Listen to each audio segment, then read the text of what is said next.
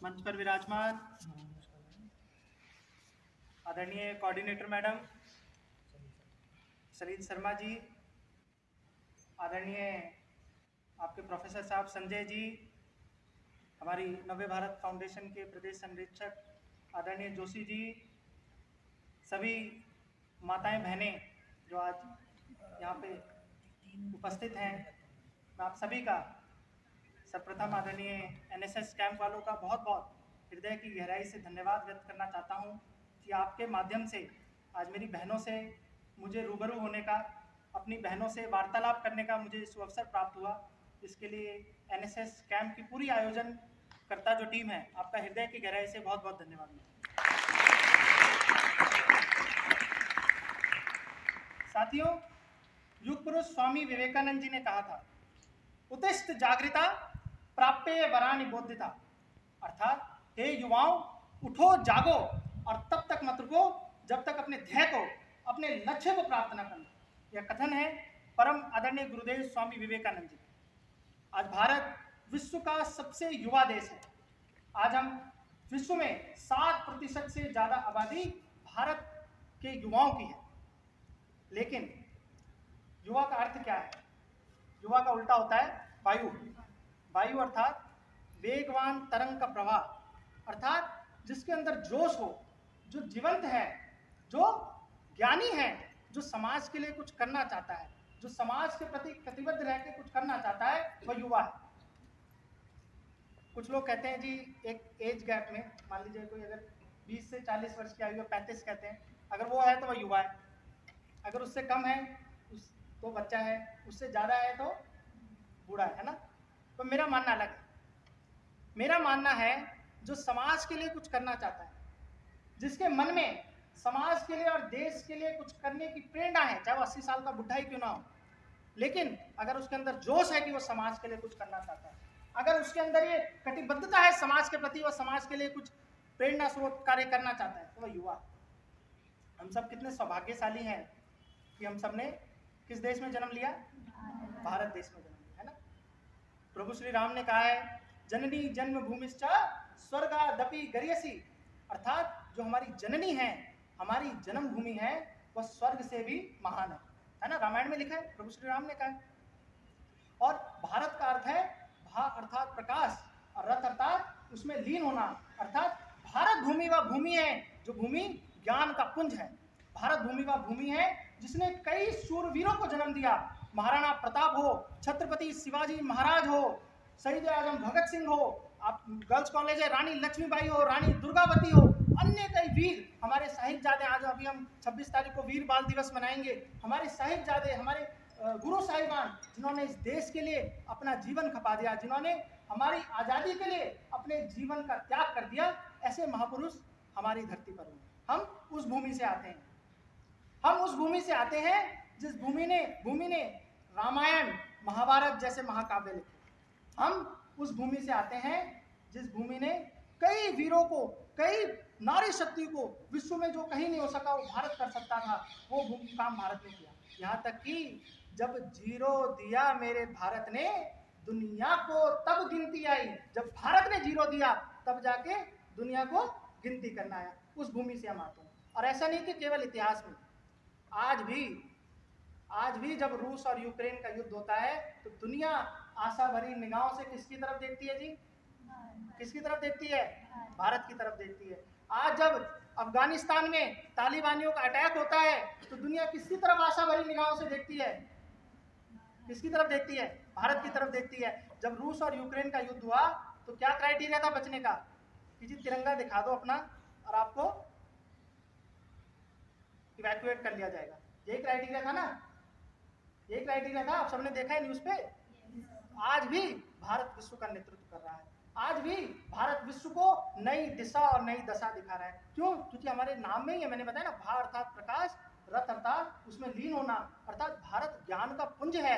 भारत वह धरती है जिसने वीरों को जन्म दिया है। भारत वह धरती है जिसने विश्व को नई दिशा और दशा दिखाई है। यहाँ तक कि कोविड महामारी के समय में भी, जब कोविड महामारी के समय में पूरा विश्व कोरोना जैसी वैश्विक महामारी से पीड़ित था, भारत के पास ना मास्क था, ना सैनिटाइजर था, ना कुछ था, लेकिन आप जैसे युवा शक्ति की दृढ़ इच्छा शक्ति के आगे, आप जैसी नारी शक्ति के दृढ़ संकल्प के आगे हम सबने देखा किस प्रकार से भारत ने मास्क भी बनाए, भारत ने सैनिटाइजर भी बनाए, भारत ने ऑक्सीजन गैस की जो प्रोडक्शन है उसको भी बढ़ाया, और साथ में 101 देशों को मिशन मैत्री के माध्यम से हमने वैक्सीन भी पहुंचाई।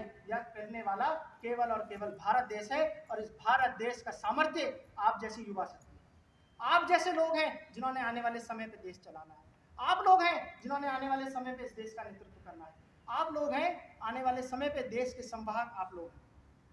पर आज हम देख रहे हैं क्या हालत है हमारे देश की युवा की। जिस युवा ने ज्ञान का पुंज होना है, स्वामी विवेकानंद जी कहते थे कि जो हमारे देश का युवा है वह ज्ञान रूपी योद्धा है। स्वामी विवेकानंद जी ने कहा था, जानते हैं ना स्वामी विवेकानंद जी सब, है ना, सब स्वामी विवेकानंद जी से परिचय है सबका। स्वामी विवेकानंद जी ने भारत के युवा को ज्ञान रूपी योद्धा कहा था, लेकिन आज का वह युवा नशे में लिप्त है।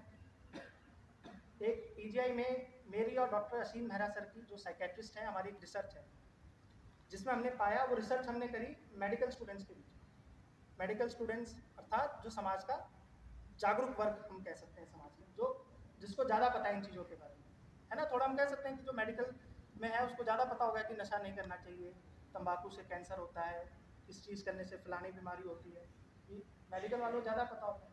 उसमें भी हमने पाया कि 11% ऐसे युवा हैं जिनके अंदर सुसाइडल आइडिएशन अर्थात कभी ना कभी सुसाइड करने की इच्छा की प्रवृत्ति जागृत है। हमने पाया 25% ऐसे युवा हैं जिनके अंदर एंजाइटी डिसऑर्डर्स होते हैं। हमने पाया 30% ऐसे युवा हैं जिनको कभी ना कभी डिप्रेशन की दिक्कत आती है।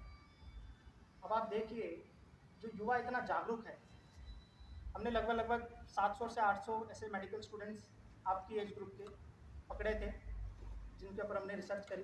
तो आप सोचिए, अगर जागरूक वर्ग में, जागरूक समाज में अगर यह दिक्कत आ रही है, अगर उनके बीच में अगर यह समस्या आ रही है और वो डॉक्टर्स को रीच नहीं कर पा रहे हैं, तो जो आम जनमानस है, जो हमारा आम युवा है, जो इस चीज़ों के प्रति, क्योंकि हमारे यहाँ तो स्टिग्मा हो जाता है ना। अगर आप बोलोगे जी मैंने साइकेट्रिस्ट को दिखाया, तो ये तो स्टिग्मा के तौर पे ले लेंगे, है ना। हम आपस में भी अगर अपने दोस्तों को बताते तो क्या कहते हैं, पागल वाली बात कर रहा है, ऐसा कुछ नहीं होता, डिप्रेशन थोड़ा ना होता है, कुछ बीमारी थोड़ा ना होती है, ऐसे कहते हैं ना आपस में। एक दूसरे को बताने में शर्माते हैं, फैमिली को बता नहीं सकते, है ना, मम्मी डांटेंगी, यही होता है ना हमारे घरों में। इसको एज ए स्टिग्मा हम ले लेते हैं, लेकिन इसको हमने एज ए स्टिग्मा नहीं लेना। हमने इसके समाधान के लिए अभी पीजीआई में भी हम कार्यरत हैं, हरियाणा में भी हम इसको लेके हरियाणा सरकार के साथ कैंप कर रहे हैं। आप लोगों ने इसको एज अ स्टिग्मा ना लेके इसके समाधान के लिए अपने जीवन में आगे बढ़ना। अब आजकल एक और नशा बड़ा ट्रेंडिंग है, कौन सा वाला नशा है? रील वाला, है ना, बड़ा ट्रेंडिंग है आजकल, सबसे भयंकर नशा तो वही है। और एक और नशा हमारे समाज में बहुत ट्रेंडिंग है, उसके ऊपर तो पिक्चर ही बन चुकी है, हम सब ने देखी है, उड़ता पंजाब, है ना।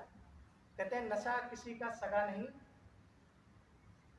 जिसने नहीं किया करके देखो, है ना, और जिसने किया जाकर उसके घर पे देखो। शुरू में तो लगता है, बहुत अच्छा लगता है कि नशा करने से सारी जो बीमारियां हैं, जो सारा डिप्रेशन है, एंजाइटी, ये सब दूर हो जाता है, ऐसे लगता है ना। कुछ पिक्चरों में भी आजकल ये दिखाते हैं, दारू पीते हुए, सिगरेट पीते हुए, ये चीज़ें दिखाते हैं ना पिक्चरों में। कहते हैं नशा किसी का सगा नहीं, जिसने किया जाकर उसके घर पे देखो। कि घर में एक ऐसी परिस्थितियां बन गई नशे की वजह से, नशा करने की वजह से। और जो दूसरे नशे की मैंने बात करी, आजकल बड़ा ट्रेंडिंग है, रील लाइफ में लगे रहते हैं। हमें रील लाइफ से रियल लाइफ की तरफ आगे बढ़ना है। हमें रील के बदले हमारे रियल लाइफ में क्या चल रहा है उसकी तरफ आगे बढ़ना है। एक और समाज में आज एक बहुत चीज चल रही है, हम सब ने देखा है किस प्रकार से महिलाओं के ऊपर जो दिन प्रतिदिन निरंतर जो अत्याचार बढ़ते जा रहे हैं, वो भी हमारे समाज में चिंतन का विषय। हमारा समाज जहाँ रानी लक्ष्मीबाई ने, हम सब कहते हैं ना, बुंदेलो हर बोलो के मुंह, हमने सुनी कहानी थी, खूब लड़ी मर्दानी, वो तो झांसी वाली रानी थी, कहते हैं ना हम सब। रानी दुर्गावती का जीवन जब हम सुनते हैं, ऐसी अन्य कई योद्धा हैं, यहाँ तक कि आज भी जब रिपब्लिक डे की परेड होती है तो उस परेड का नेतृत्व कौन कर रहा होता है? एक महिला अफसर उस परेड का नेतृत्व करती है ना। आप सबने देखा है पिछले साल रिपब्लिक डे की परेड में, आदि होता है नहीं होता है, महिला उस परेड का नेतृत्व कर रही है। फाइटर पायलट हमारे देश में एक महिला है, हमारे देश की राष्ट्रपति कौन है? एक महिला है। आपके चंडीगढ़ क्षेत्र की सांसद कौन है? कौन है चंडीगढ़ क्षेत्र की सांसद? किरण खेर जी आपकी सांसद है, महिला है ना। इससे पहले आपके चंडीगढ़ की मेयर सरजीत कौर ढिल्लों जी एक महिला है। जिस महिला ने, जिस नारी ने जो इस समाज की धूरी है, जिस नारी ने इस समाज का नेतृत्व करना है, आज दिन प्रतिदिन उस नारी के ऊपर, उस महिलाओं के ऊपर अत्याचार बढ़ते जा रहे हैं। और इसके पीछे कारण क्या है? वही जो मैंने बताया। आज जो हमारी विभिन्न वेब सीरीज हैं, विभिन्न वेब पोर्टल्स हैं, विभिन्न फिल्मों के माध्यम से किस प्रकार से समाज को मानसिक रूप से दूषित करके यह कार्य समाज में चलाया जा रहा है। आज हम सबकी नैतिक जिम्मेदारी बनती है कि जब भी समाज में कोई ऐसी चीज दिखाई जाएगी जो मेरी माताओं के विरुद्ध में होगी, जो मेरी बहनों के विरुद्ध में होगी, हम उस चीज का बहिष्कार करेंगे, उस चीज से दूर रहेंगे। एंजॉय करना चाहिए, मैंने आपको वही बोला, एंजॉय करने के लिए कोई मनाही नहीं है ना। लेकिन जो चीज समाज के विरुद्ध है, जो चीज मेरी माताओं बहनों के अधिकार के विरुद्ध है, उस चीज के विरुद्ध हमने आवाज उठानी, उस चीज के विरुद्ध हमने कार्य करना है। हमारे तो शास्त्रों में लिखा है, यत्र नार्यस्तु पूज्यन्ते रमन्ते तत्र देवता, अर्थात जहाँ नारियों की पूजा होती है वहाँ देवता निवास करते हैं। यह हमारी संस्कृति है। हमारी संस्कृति तो यह संस्कृति है कि जिन 16,000 रानियों को समाज ने अमित कलंक माना था, उन 16,000 रानियों को प्रभु श्री कृष्ण ने अपने माथे का तिलक बनाकर अपनाया। यह हमारी संस्कृति, यह हमारी परंपरा है। वो जो आजकल दिखाया जाता है वो हमारी परंपरा थोड़ा है। हमारी परंपरा ये है जो प्रभु श्री कृष्ण ने आदर्श स्थापित किया, जो प्रभु श्री कृष्ण ने आदर्श स्थापित किया, वह हमारी संस्कृति है, वह हमारी परंपरा है। इसकी शुरुआत हम सबको अपने घर से करनी चाहिए। मेरे पुरुष भाई भी यहाँ पे बैठे हैं। हमारे घर से जब लड़की बाहर जाती है उसको तो खूब पूछते हो, भैया कहाँ जा रही है, कितने बजे वापस आएगी, है ना, पूछते हैं ना, है ना। जिस दिन हम अपने लड़कों को पूछना शुरू करेंगे, हाँ भाई हीरो कहाँ जा रहा है और कितने बजे वापस आएगा, तब समाज में परिवर्तन आएगा। उस दिन समाज में परिवर्तन आएगा जब अपने लड़कों को सिखाएंगे कि भाई तू घर की इज्जत है और घर की इज्जत का ध्यान रखना। जिस दिन हम अपने लड़कों को बोलना शुरू करें। सही बोल रहा हूँ, गलत बोल? हो सकता है मैं आपके साथ का ही हूँ, हो सकता है मेरे से कोई त्रुटि हो, इसके लिए माफी चाहता हूँ। जिस दिन हम अपने समाज में, अगर हमको कहते हैं बेटी बचाओ बेटी पढ़ाओ, लेकिन जब तक हम अपने घर से शुरू नहीं करेंगे, जब तक अपने घर से शुरुआत नहीं करेंगे अपनी संस्कृति के, अपनी परंपरा का संरक्षण करते हुए, तब तक समाज का उत्थान होना संभव। हमें रियल लाइफ से रियल लाइफ की तरफ आना पड़ेगा। इतिहास में एक बहुत उचित उदाहरण आता है। भारत की पहली स्पाई महिला एजेंट कौन थी, आप सबको पता है? नाम आप सब मुझे व्हाट्सएप करेंगे, ठीक है जी, मैं भी नहीं बताऊंगा नाम। भारत की पहली स्पाई जो एजेंट थी उनका जन्म बर्मा में हुआ था। मैं उनकी कहानी आपको सुना देता हूँ। नाम आप संजय जी को व्हाट्सएप करेंगे कि कौन, ठीक है जी, है ना। अभी मैं हीरोइनों के नाम पूछूंगा, सबको बताऊंगा, है ना।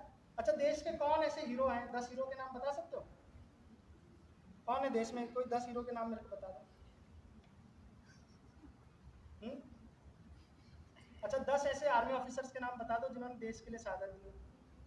10 हीरो के नाम तो सब बता देंगे, मुझे पता है। देश के रियल लाइफ हीरो कौन है? शेरशाह नहीं बोलना, विक्रम बत्रा ही बोलना, मैं शेरशाह बोल रहा हूँ। देश के रियल हीरो वो है जिन्होंने देश के लिए अपनी शहादत दी है। मैंने बताया ना पहले, महाराणा प्रताप, छत्रपति शिवाजी महाराज, अन्य कई वीर जिन्होंने समाज के लिए, देश के लिए अपना त्याग किया। हमारे वीर बाल, आज हम चले, सबकी संस्कृति का सम्मान करना चाहिए, सबका हम सम्मान करते हैं, लेकिन आप देखिए 26 तारीख को 4 साहिबजादों ने अपना बलिदान दिया। किसके लिए दिया? हम सबके लिए दिया। आज हम खुले में घूम पा रहे हैं, किस लिए घूम पा रहे हैं? क्योंकि गुरु गोविंद सिंह जी ने अपने 4 बच्चों का बलिदान दिया। इसलिए आज हम सब, सुना है ना आप सबने, साहिबजादे की कहानियां सुनी है ना। तो आज ये क्यों हो पाया? ये सब इसलिए हो पाया क्योंकि साहिबजादों ने अपना बलिदान दिया। मैं आपको हमारे देश की जो पहली स्पाई है उनकी कहानी सुना रहा हूँ। पता चला किसी को नाम? नहीं पता। वह 6 वर्ष की थी जब भगत सिंह जी की शहादत हुई। तो भारत की पहली महिला स्पाई एजेंट है, और 6 वर्ष की थी जब भगत सिंह जी की शहादत हुई। तो उनसे पूछा गया, उन्होंने उस टाइम बंदूक उठाई। तो एक दिन उनको महात्मा गांधी मिले, बर्मा में रहती थी। बर्मा आपको पता है, म्यांमार। उस टाइम बर्मा और भारत के बहुत अच्छे संबंध थे। एक दिन वो बंदूक उठाकर पेड़ पर प्रैक्टिस कर रही थी, छोटी उम्र की थी, 10-12 साल की बालिका होंगी। तो कोइंसिडेंटली उनको महात्मा गांधी जी मिले। महात्मा गांधी जी ने पूछा कि बिटिया क्या कर रहे हो, आपको पता है गांधी जी अहिंसावादी थे। तो उन्होंने कहा कि मैं गोली चलाने की प्रैक्टिस कर रही हूँ। कहते अच्छा जी क्यों कर रहे हो प्रैक्टिस? कहते मैं अंग्रेज़ों को मारना चाहती हूँ। कहते क्यों अंग्रेज़ों को मारना चाहते हो? कहते क्योंकि जिन अंग्रेज़ों ने हमारे ऊपर अत्याचार किया, जिन अंग्रेज़ों ने हमारे ऊपर क्रूर शासन किया, मैं उन अंग्रेज़ों को अपनी गोली से ख़त्म करना चाहता हूँ। वही महिला, मेरे मुँह से भी नाम निकलने वाला था, वही महिला बाद में जाकर भारत की पहली स्पाई एजेंट बनी, जब उन्होंने आज़ाद हिंद फौज में शामिल हुई। किसकी थी आज़ाद हिंद फौज? नेताजी सुभाष चंद्र। और 2 साल तक उन्होंने अंग्रेजों के कैंप में रहकर, 2 साल तक अंग्रेजों के कैंप में रहकर, जिसे स्पाई कहते हैं, खुफिया जासूस कहते हैं हिंदी में, वो कार्य किया। 2 साल बाद जब वो वहाँ से वापस निकल रहे थे, तो एक दिन उनकी जो परम मित्र थी वहाँ पे फंस गई। उसको बचाने के चक्कर में जो वहाँ से वापस निकल रहे थे, तो अंग्रेजों ने उनके ऊपर गोली चलाई और वो गोली उनके पैर पे लगी। अंग्रेजों से बचने के लिए ऊपर पेड़ पे चढ़ गए, ठीक है जी, अंग्रेजों से बचने के लिए पेड़ पर चढ़ गए। 3 दिन तक पैर पूरा लहूलुहान रहा, 3 दिन तक पैर पूरा लहूलुहान रहा, ना भोजन किया ना पानी किया। 3 दिन तक उस पेड़ पे छुपे रहे अंग्रेजों से बचने के लिए। और 3 दिन बाद वो बचकर वापस अपने कैंप में पहुंचे। इसके पीछे हमें क्या सीखने को मिलता है? जब वह नारी, जो भारत की नारी है, उसका सामर्थ्य है कि वो समाज को नई दिशा और नई दशा दिखा सकती है। आज हम पुरुषों को समझना होगा, जिस पुरुष का जीवन एक महिला से ही शुरू होता है और एक महिला पर जाकर ही खत्म होता है, अर्थात उसकी माँ से शुरू होकर उसकी बहन या पत्नी पर जाकर खत्म होता है, उस पुरुष को समझना होगा कि महिला के सशक्तिकरण से ही इस राष्ट्र का सशक्तिकरण संभव है। महिला के कल्याण से ही इस राष्ट्र का कल्याण संभव है। महिला के सर्वांगीण विकास से ही इस राष्ट्र का सर्वांगीण विकास संभव है। उसके लिए आपने, इस महिला शक्ति ने इस देश का नेतृत्व करना है। आप लोगों ने इस देश को चलाना है, आप लोगों ने इस देश को नई दिशा और नई दशा दी। क्योंकि पुरुष केवल एक परिवार का कल्याण कर सकता है, लेकिन आप लोग जो महिला शक्ति हैं, आप लोग एक साथ 2-2 परिवार का कल्याण कर सकते हैं। ये सामर्थ्य केवल प्रभु ने आपको ही दिया है, ये सामर्थ्य हम पुरुषों को नहीं दिया। ये सामर्थ्य आपके पास है कि आप 2-2 परिवार का कल्याण कर सकते हैं। ये सामर्थ्य मेरी नारी शक्ति के पास, मेरी महिलाओं के पास, मेरी बहनों आपके पास है। साथियों, जैसा मैं आपको बता रहा था, हमें रियल लाइफ से रियल लाइफ की तरफ बढ़ेंगे। आज से वचन देते हैं मेरे को, पक्का? कौन कौन वचन देता है? कौन कौन वचन देते हैं? अभी तो सारे देंगे, उसके बाद 10 मिनट का रील ही देंगे। कहेंगे सर आपने इतनी देर भाषण दे दिया, आजकल तो 30 सेकंड की रील वाले बच्चे हैं, आपने 30 मिनट का भाषण दे दिया, है ना? आजकल तो हम इतने इम्पेशेंट हो गए, बस 30 सेकंड की रील हो, 2 मिनट की वीडियो भी नहीं देखते, रील को खड़ा खड़ा है ना, ऐसे करते हैं आज। एक एग्जाम्पल से इसको समझते हैं। थाईलैंड में एक बहुत ही विशालकाय मूर्ति है भगवान बुद्ध की। एक बार क्या हुआ, भगवान बुद्ध की एक मिट्टी की मूर्ति है, बहुत विशालकाय। एक बार क्या हुआ, बारिश आई, तूफान आया, जिस वजह से उस मिट्टी की, मतलब उस मूर्ति की मिट्टी नीचे गिरने लगी।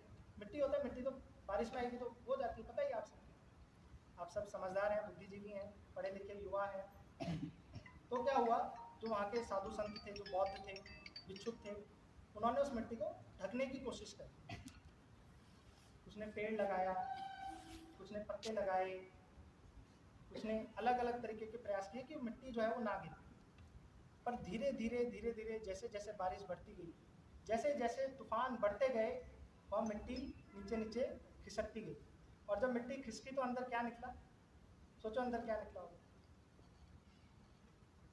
अंदर निकला एक गोल्डन बुद्धा, जिसको इतिहास में अगर आप पढ़ेंगे तो आपको मिलेगा, जिसे कहते हैं, बहुत ही प्रसिद्ध कहानी है, the realization of golden Buddha inside. हमारे अंदर भी एक ऐसा ही गोल्डन बुद्धा स्थापित है। हमारे अंदर भी जब हमारे जीवन में जब परेशानियां आती हैं, किसी XYZ ने अगर मैसेज का रिप्लाई नहीं किया तो हम टेंशन में आ जाते हैं, है ना? ऐसे होता है हमारे साथ, यार आज रिप्लाई नहीं किया, यार बड़ी टेंशन होगी, जीवन में जब परिस्थितियां आती हैं, जो विपरीत परिस्थितियां आती हैं, वो हमारे निर्माण के लिए आती है, हमारे कल्याण के लिए आती है। अगर मूर्तिकार पत्थर को मारे ना, पत्थर को पीटे ना, तो कैसे मूर्ति बनेगी? और जब वो मूर्ति बनती है, अगर मान लीजिए प्रभु की मूर्ति बनती है, तभी तो जाके हम उसके सामने नतमस्तक होते हैं, होते नहीं होते? तो कब होता है?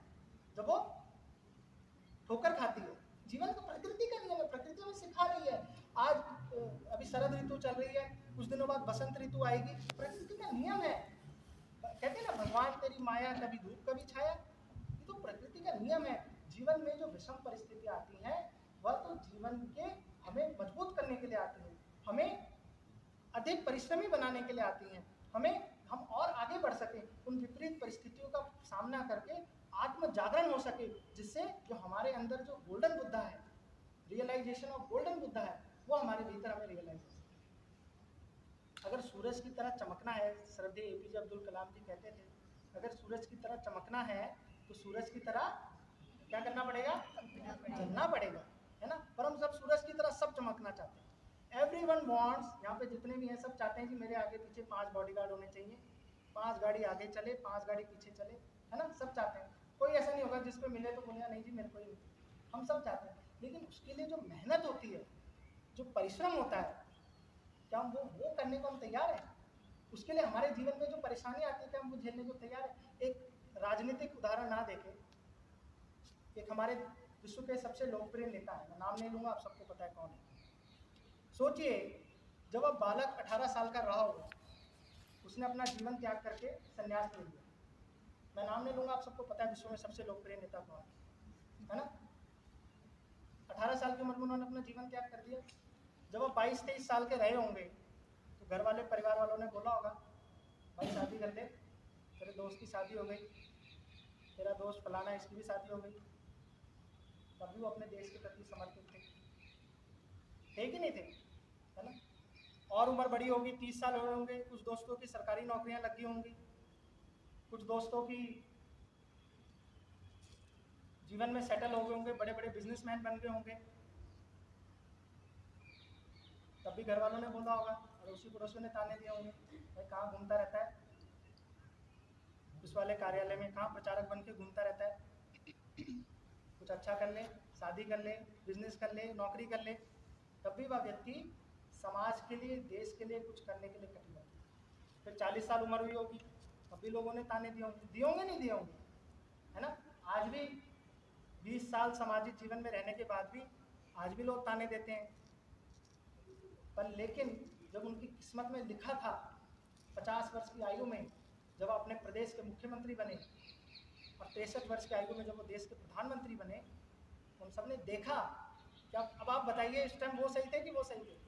अगर वो 23 वर्ष की आयु में सरकारी नौकरी कर लेते, वो ज़्यादा सही है क्या सरकार में रहना ज़्यादा सही है? तो आपके जीवन में जो आपके लिए लिखा है, कहते ना होई सोई जो राम रची राखा, होना तो वही है जो राम जी ने रचा है, होना तो वही है जो राम जी ने लिखा है। तो उसमें घबराने वाली क्या बात है? उन विषम परिस्थितियों से चिंता करने वाली क्या बात है? अगर विषम परिस्थितियां हमारे जीवन में नहीं आएंगी तो हमारा निर्माण कैसे होगा? अगर पत्थर ये चिंता करने लग जाए कि जी मुझे तो मारा जाता है, मुझे तो पीटा जाता है, कैसे मूर्ति बनेगा, कैसे उसकी पूजा होगी? उसके लिए तो विषम परिस्थितियां आएंगी। अब हमारा हाल क्या है? हमारे मनुष्य के शरीर में 3 चीज़ें होती है ना, जो पर्सनैलिटी डेवलपमेंट होती है उसमें 3 चीज़ें होती है। क्या होती हैं 3 चीज़ें? हमें सिर्फ एक ही पता है, वो आप सबको पता होगा, फिजिकल डेवलपमेंट, है ना? हमारा ध्यान तो उसी पे रहता है, फिजिकल डेवलपमेंट। 2 चीज़ें और होती हैं, psychological and spiritual development. 3 factor होते हैं। जैसे कि एक फल होता है, एग्जाम्पल से समझते हैं। एक फल होता है, एक फल में क्या होता है? पील होता है, बाहर का छिलका, है ना? पल्प होता है, अंदर का गुदा, और उसके अंदर बीज होता है, सीड। 3 चीज़ें होती है ना। अब तीनों में से अगर एक भी चीज़ खराब हो जाए, मान लीजिए अंदर का गुदा खराब हो जाए, पल्प खराब हो जाए, तो पील अच्छी लगती है क्या? है? फल अगर अंदर से सड़ा हुआ हो, बाहर से अच्छा दिखता है क्या? नहीं दिखता।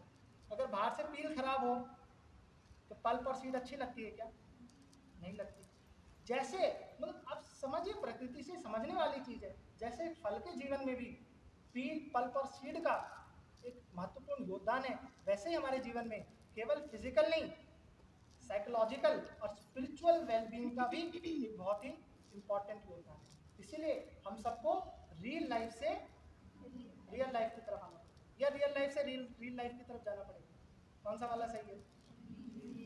हाँ जी, मैंने बताया आप लोग नारी शक्ति हैं, पुरुष शक्ति कहीं नहीं कहा जाता, नारी शक्ति कहा जाता है। तो शक्ति को शक्ति की तरफ बोलना चाहिए। किसकी तरफ जाना पड़ेगा? मैं अकेला हूँ, आप सब इतने सारे, आपके बाद मेरे से तेज हैं। किसकी तरफ जाना पड़ेगा? रियल लाइफ से रियल लाइफ की तरफ जाना पड़ेगा। यह कब होगा? जब हम आत्म जागरण करेंगे, स्वयं का जागरण करेंगे, तब जाके हम रियल लाइफ से रियल लाइफ की तरफ जा पाएंगे। इसका सबसे प्रेजेंट का उदाहरण कौन है हमारे पास, जिनका नाम आप सबने सुना होगा? चलो हिंट देता हूँ, 12 जनवरी को उनका बर्थडे आता है। कौन है? राष्ट्रीय युवा दिवस के तौर पे हम उनके बर्थडे को मनाते हैं। आप सब बुद्धिजीवी युवा हैं। कौन है? स्वामी विवेकानंद जी, है ना? स्वामी विवेकानंद। स्वामी विवेकानंद जी ने जब स्वयं का जागरण किया, तभी तो विश्व को जगा पाए, है ना? जब उन्होंने शिकागो में भाषण दिया, तो उनका भाषण पश्चिमी क्षितिज पर भारत का ज्ञान रूपी सूर्य बनकर वो उभरे। कौन थे? विवेकानंद जी। को कब हो पाया? केवल फिजिकल वेलबींग, बाहर से अच्छा दिखना, वह करके नहीं हो पाया। जब साथ में psychological and social wellbeing, peel, pulp और सीड तीनों को साथ में लेकर चले, तब जाके पश्चिमी क्षितिज पर भारत का ज्ञान रूपी सूर्य बनकर। स्वामी विवेकानंद जी ने कहा था, भारत जागो विश्व जगाओ। भारत जागेगा तभी विश्व जाग सकता है। जब भारत आगे बढ़ेगा तभी विश्व आगे बढ़ सकता है। मैंने आपको पहले बताया, आज हम विश्व के सबसे युवा देश हैं। आप लोगों ने आने वाले समय पे इस देश का कार्य करना, आप लोगों ने आने वाले समय पे इस देश को चलाना। आप ही में से रानी लक्ष्मीबाई और रानी दुर्गावती ने निकलना है। आप ही में से कोई ना कोई कल फाइटर पायलट बनेगा। आप ही में से कोई ना कोई कल 26 जनवरी की परेड में भारतीय सेना का क्या कहते हैं, भारतीय सेना को लीड कर रहा होगा, तो आप लोग होंगे। उसके लिए हमें अपने आप को तैयार करना है, केवल फिजिकल नहीं, साइकोलॉजिकली एंड स्पिरिचुअली भी अपने आप को स्ट्रांग बनाना है। आप लोगों ने करना है, आप लोगों ने इस देश का नेतृत्व करना है, आप लोगों ने इस देश को चलाना है। आज हम सस्टेनेबल डेवलपमेंट की बात करते हैं। ये हमारा परम सौभाग्य है कि नव्य भारत फाउंडेशन के माध्यम से आज हमें देश के कई राज्यों में कई प्रकार के कार्य करने का अवसर प्राप्त हो रहा है। मिशन चिरंजीवी भारत के अंतर्गत आज हमें मेडिकल कैंप, फिजियोथेरेपी कैंप देश के कई राज्यों में लगाने का अवसर प्राप्त हो रहा है। मिशन जीवन रेखा के माध्यम से रक्तदान, अंगदान के लिए कैसे हम कार्य कर सकते हैं, उसके लिए भी हम कार्य कर रहे हैं।